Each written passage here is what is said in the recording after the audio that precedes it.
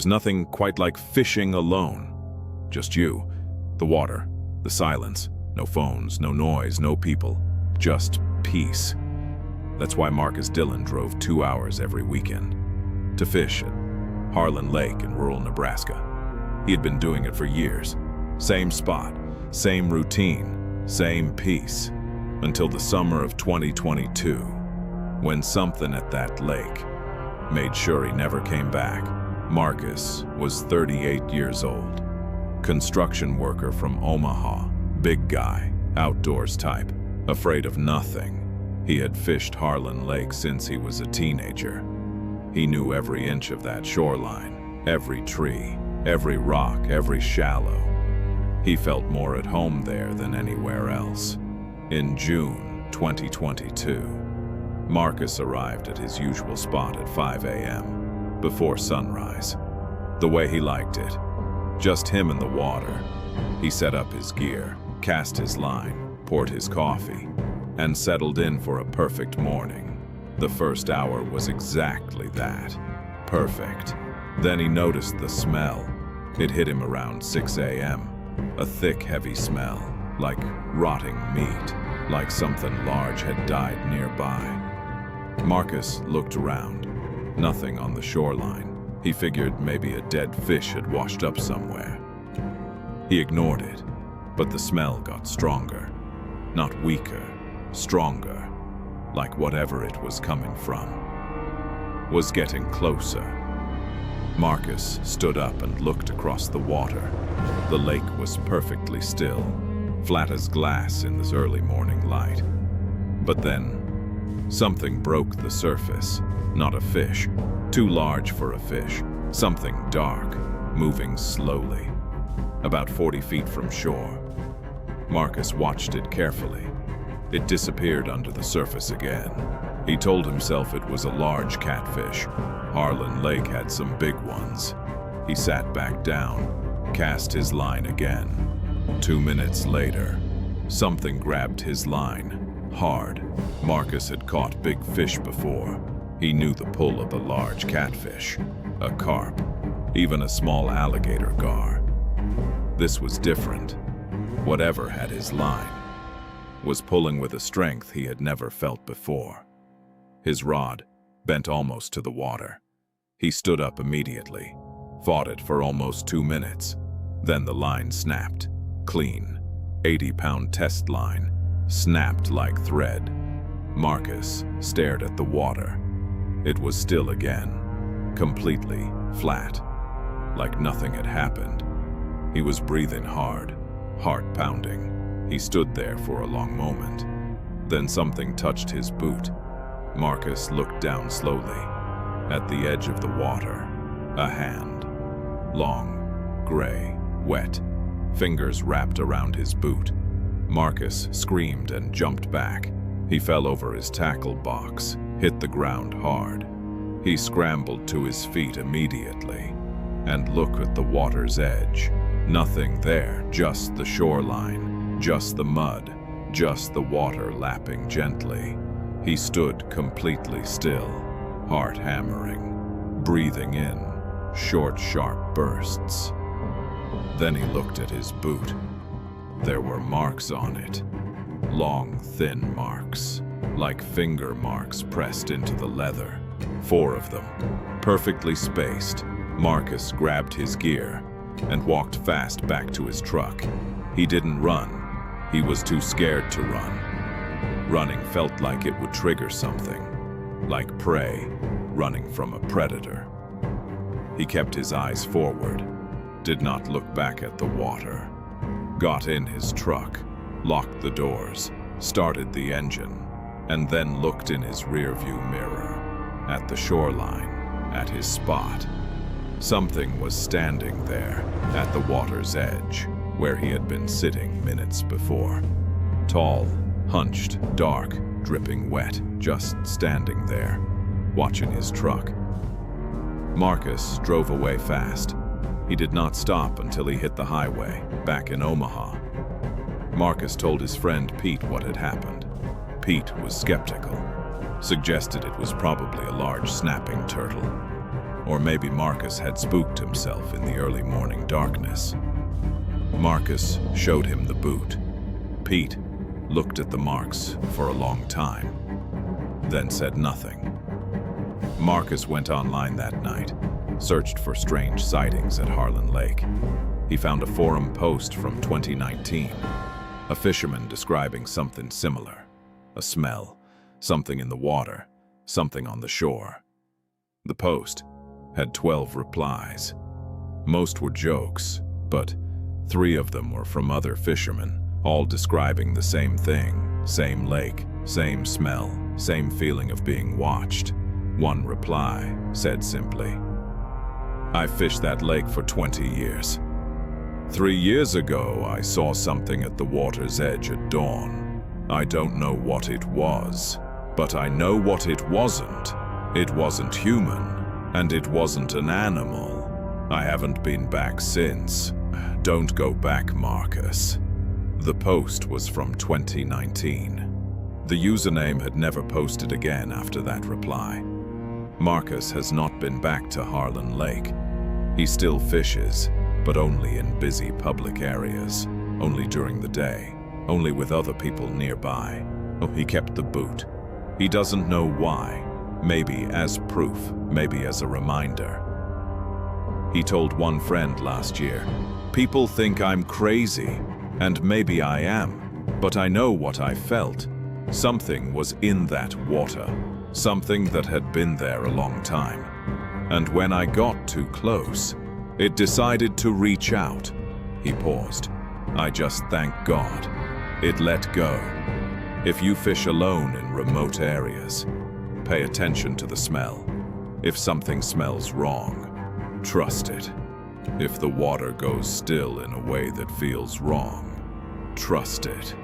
And if you ever feel something touch you from the water's edge, don't look back, just leave. Because whatever is in some of these lakes has been there long before we started fishing them. And it does not like being disturbed.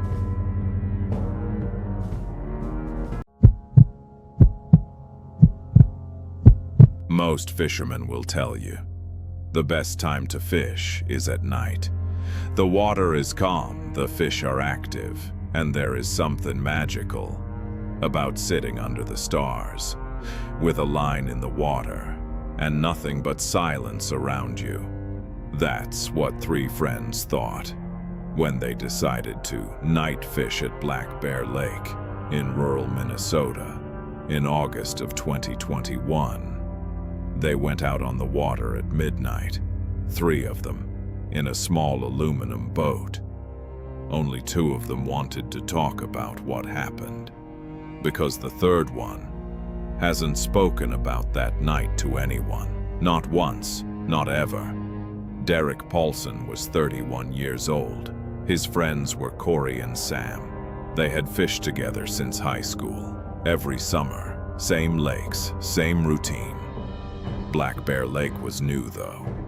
Derek had heard about it from a coworker. Supposedly, excellent walleye fishing at night. Remote, quiet, beautiful. They launched their boat at midnight. No other boats on the water, no lights on the shore, just the 3 of them, and the black water stretching out in every direction. Derek said later, it was the most peaceful he had felt in years. For the first hour, around 1 a.m., Sam noticed the water temperature had changed. He had his hand trailing over the side of the boat. He pulled it back suddenly. "The water just got ice cold," he said. Derek and Corey looked at him. It was August. The water should have been warm. Derek trailed his own hand over the side. Sam was right. Ice cold, like winter water. In the middle of August, Corey shone his flashlight down into the water. The beam cut about 6 feet down. Below that, pure darkness. "How deep is this lake?" Corey asked. Derek checked his phone. He had downloaded a lake map before they lost signal. He looked at the depth chart, then looked up slowly. "Right here," he said quietly. It's 200 feet deep. Nobody said anything for a moment. Then Sam said, "Shine the light down again." Corey shone the flashlight back into the water, and this time, something shone back, deep in the water, maybe 15 or 20 feet down. Two pale circles, perfectly round, perfectly still, staring up at the boat. Derek grabbed the flashlight from Corey, shone it directly down. The circles didn't move, didn't blink, just stared. "What is that?" Sam whispered. "Eyes," Corey said. His voice was flat, empty. "Those are eyes." The three of them sat completely still, staring down into the water, at whatever was staring back up at them. Then the boat moved. Not from wind, not from current. Something hit it from below. One slow, deliberate hit. Like a knock, like something announcing itself. Derek grabbed the oars immediately. "We're leaving," he said. Nobody argued. He started rowing hard toward shore. Sam was watching the water behind them. Corey was facing forward, not speaking, not moving, just staring straight ahead. They were about halfway to shore when Sam grabbed Derek's arm. "Stop rowing," he whispered. "Stop rowing, now!" Derek stopped. The boat drifted silently. "Look at the water," Sam said. Derek looked. On both sides of the boat, the water was moving. Not waves, not ripples. Something moving just beneath the surface. Long, dark, slow, moving alongside the boat, keeping pace with them perfectly. On both sides, like an escort, like they were being guided somewhere. Derek started rowing again, faster this time, much faster. Sam kept watching the water, then said quietly, "It's getting shallower and it's still following us." Derek rowed harder. The shore was close now, 50 feet, 30 feet, 20 feet. Then Sam screamed. Derek spun around. Something had grabbed Sam's ankle from over the side of the boat. Sam was gripping the edge of the boat with both hands, leaning back hard, like something was pulling him. Derek dropped the oars and grabbed Sam's arms. Corey grabbed him too. They pulled hard. For 5 seconds that felt like 5 minutes. They pulled against whatever had Sam. Then it let go. All three of them fell backward into the boat. The boat rocked violently. Water splashed over the sides. They scrambled to the shore in a panic, dragged the boat up onto dry land, and stood there, breathing hard, soaking wet, staring at the black water. The lake was completely still, perfectly flat, like nothing had happened, like nothing was ever there. Sam had marks on his ankle, red, deep, like fingers had pressed into the skin. Derek photographed them immediately. Corey didn't speak the entire drive home. He hasn't spoken about that night since. Not to Derek, not to Sam, not to anyone. Derek posted about it on a fishing forum 3 days later. He got 2 responses he wasn't expecting. The first was from a man who said he had fished Black Bear Lake in 2018. He said they had seen lights in the water at night, deep down, moving slowly. He said they had left immediately and never returned. The second response was from someone who claimed to be a local. They said Black Bear Lake had a history. 3 fishermen had gone missing on that lake in the last 15 years, all at night, all in the same area of the lake, all in deep water. None of them were ever found. The response ended with one line: "The locals don't fish that lake at night. There's a reason for that. Now you know what it is." Derek and Sam have never been back to Black Bear Lake. Corey moved to a different state 6 months after that night. Derek still fishes, but never at night. Never on remote lakes and never, ever, in water deeper than he can see the bottom of. He said one thing in a recent interview that has stayed with me.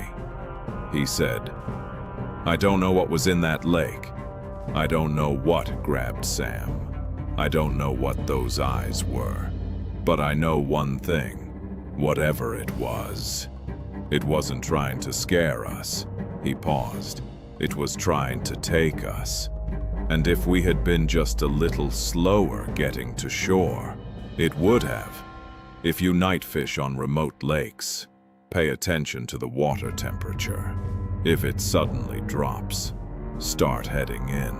If you see lights or reflections deep in the water that don't match anything above the surface, start heading in. And if something hits the bottom of your boat from below, don't wait, don't investigate, don't shine your light down into the water, just go. Because some lakes have things living in them that are very old and very hungry, and they have learned that the best time to hunt is when the fishermen come to them at midnight, when nobody else is watching."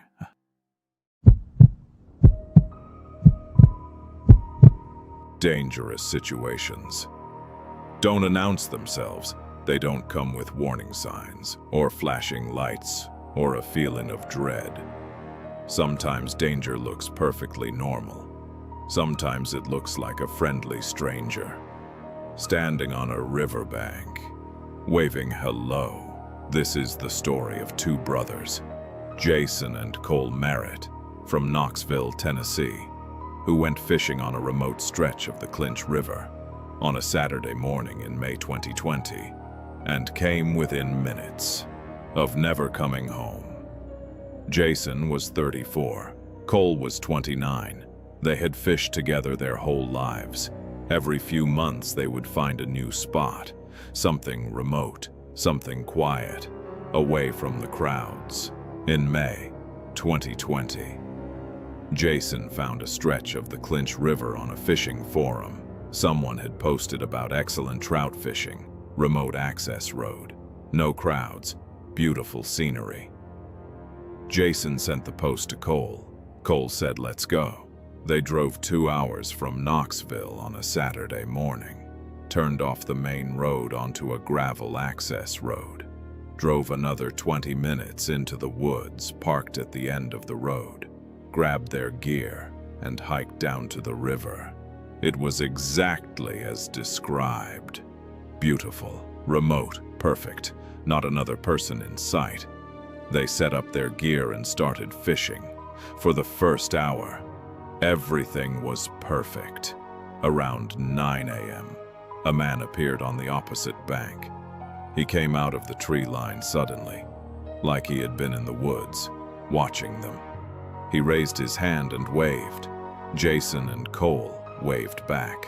The man was maybe 50 years old, heavy-set, wearing camouflage. He called across the river. "Any luck over there?" Jason called back. "Few bites, nothing big yet." The man nodded slowly, then just stood there, watching them. Cole leaned toward Jason quietly. "That's a little weird." Jason shrugged. "He's probably just a local." They went back to fishing, but Cole kept glancing across the river. The man hadn't moved, just standing there, watching. After 20 minutes, Cole said quietly, "Jason." "He's gone." Jason looked up. The opposite bank was empty. The man had disappeared back into the tree line, silently, without a word. Cole felt something shift in his stomach, something uncomfortable, something that said, "This isn't right." 30 minutes later, the man appeared again. But this time, he was on their side of the river, standing about 100 feet upstream. Jason and Cole looked at each other. There was no bridge nearby, no shallow crossing they had seen. The river was deep and fast-moving. How had he crossed? The man started walking toward them slowly. Cole stood up. Something about the way he was walking, Something about the way he was looking at them made every instinct in Cole's body say, "Leave, right now." "Jason," Cole said quietly, "we need to go." Jason looked at the approaching man, then back at Cole. He saw it too. Something in the man's eyes. Flat, empty, fixed. Not the eyes of a friendly local fisherman. "Yeah," Jason said quietly. "We need to go." They started packing their gear quickly. The man stopped walking. He stood about 60 feet away, watching them pack, not speaking, just watching. Cole had his gear packed in under a minute. He started up the bank toward the trail. Jason was right behind him. Then the man spoke. "You boys leaving already?" His voice was calm, conversational, like nothing was wrong. Jason turned. "Yeah, gotta get back." The man tilted his head slowly. "You sure about that?" Something about the way he said it. Not threatening, not aggressive, just certain, like he already knew something they didn't. Jason turned back around. "Cole, fast." They moved fast up the trail, not running, but close. Cole looked back once. The man was following them, not running either, just walking steadily, like he knew where they were going, like he had done this before. The trail back to the truck was 20 minutes. They did it in 12. Jason had his keys out before they reached the parking area. They threw their gear in the truck bed, got in, locked the doors, started the engine. Cole looked in the passenger mirror. The man was standing at the edge of the tree line, where the trail met the parking area, just watching the truck. Jason reversed fast and hit the gravel road. He didn't slow down until they reached the main highway. Neither of them spoke for 10 minutes.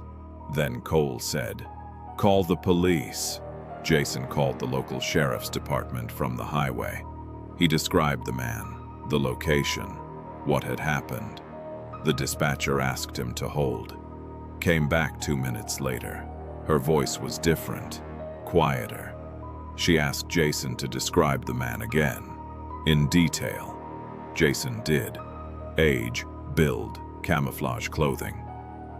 Another pause. Then the dispatcher said, "Sir, I need you to stay on the line. We've had reports of a man matching that description in that area. We've been looking for him for 3 weeks." Jason felt his stomach drop. "Looking for him? Why?" he asked. A long pause. "Sir, 2 fishermen went missing on that stretch of the Clinch River in April. Their vehicle was found at the access road. They have not been located." Jason stared at the highway ahead of him. "We believe the man you encountered may be connected to their disappearance." Jason couldn't speak. Cole was looking at him, reading his face, getting paler by the second. The dispatcher said, "Mr. Merritt, you made the right call leaving when you did." The man was arrested 4 days later, 3 miles from that stretch of river, living in a makeshift camp deep in the woods. His name was Earl Dobbins, 58 years old. He had an extensive criminal history, including 2 prior assault charges, both against fishermen on remote waterways in Tennessee and Kentucky. The 2 fishermen who had gone missing in April were found shortly after his arrest. They did not survive. Earl Dobbins was charged with 2 counts of murder, along with multiple counts of criminal stalking and assault. He was convicted in 2022, sentenced to 2 consecutive life sentences. He will never leave prison. Jason gave one interview after the trial. He was asked what he would say to other fishermen. He thought for a long moment, then said, "Trust your gut. That's all. When something feels wrong, it usually is." Cole knew before I did. If I had ignored him, If we had stayed 5 more minutes, I don't think we would have made it back to that truck." He paused. 2 other men didn't, and they were probably better fishermen than us. They just didn't leave in time. He looked at the camera. "Trust your gut. And when someone makes you feel like you need to leave, leave. Don't pack your gear neatly. Don't say goodbye. Don't look back. Just go." Jason and Cole still fish together. They always research their locations carefully now. They always tell someone where they are going. They always have a plan to leave quickly. And they never fish alone on remote stretches of river where nobody else can hear you. Because Earl Dobbins counted on one thing. Every single time, he counted on the fact that his victims were alone in a beautiful place, far from help and far too trusting of a stranger on a riverbank who just wanted to say hello.